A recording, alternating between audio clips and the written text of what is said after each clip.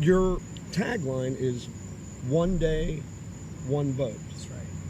And I have heard President Trump wanting that to be the norm here in the United States.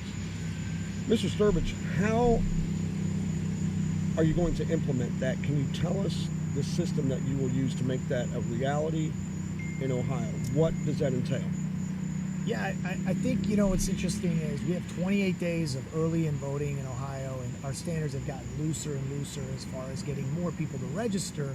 Where we haven't really addressed the issues in our system is how we properly verify people for eligibility. So one of the first things that I've got to do out the gate, but I have the authority to do as a Secretary of State, is to ensure that the County Board of Elections have access to the data that they need to know if somebody's a citizen, resident, or in any way qualified to vote. And we've got to make sure that whoever applies is fully qualified up front, as opposed to currently where they get put onto a voter roll and then we have to figure it out later. It's causing a lot of cost, a lot of logistics to figure that out, and it's adding risk into the system where people can cast ballots without being qualified. Now, how do we get to one day, one vote?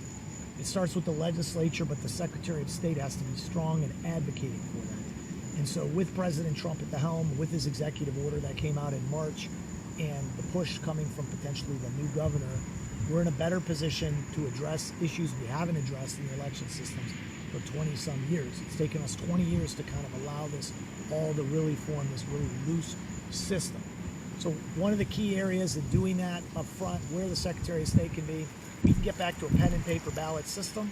We don't need ballot casting through digital or electronic vote casting machines.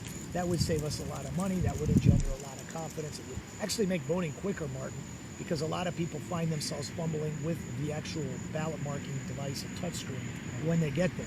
And so I think we need to make voting more simple, less controversial, and less costly. So that's a key part of that. So we can have both proper eligibility verification up front. We can have pen and paper ballots, which is something we've been accustomed to doing for many, many years, up until the voting system vendor lobby interest took over our voting systems alongside the different political parties.